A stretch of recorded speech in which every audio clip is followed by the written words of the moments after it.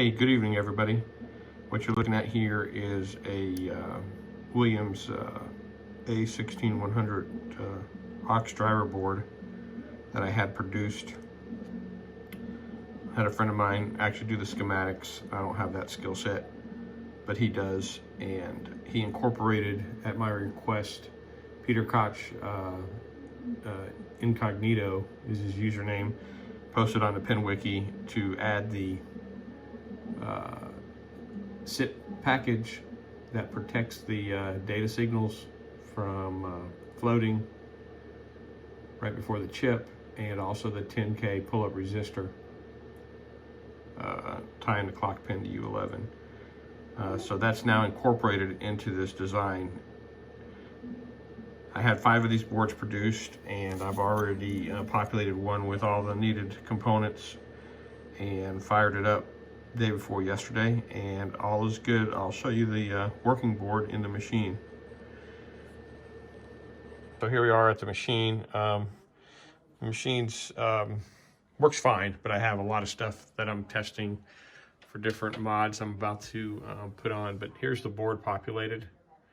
I ended up using a chip carrier or an IC socket for the flip-flop chip, so that way if you ever had to replace it, you could just pull it out of the socket instead of having it hard soldered. And you can see the SIP package right there next to the ribbon cable, and then the vertical resistor there, that's that 10K pull up.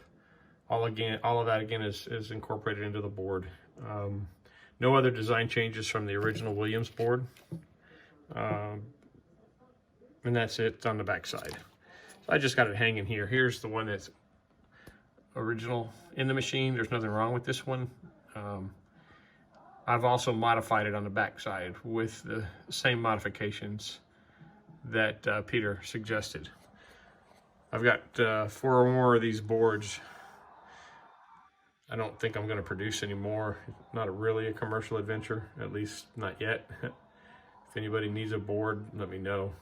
I'll be happy to supply you one. Let's fire it up and see what happens here.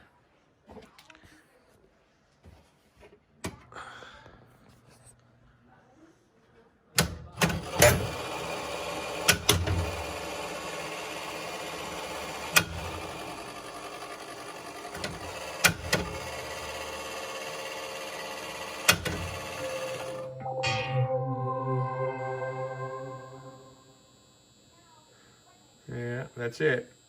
And you know, when I first turned it on, it was a bit of a worry for me after testing everything I could test with a digital multimeter. Everything Space, the final frontier. Looked like it was right. These are the voyages of the Starship and Enterprise.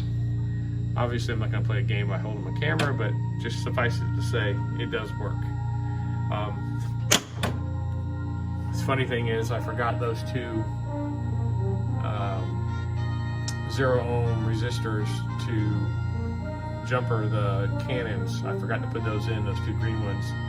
And as soon as the cannons got used the first time, they couldn't find home. And I remembered what I had done wrong.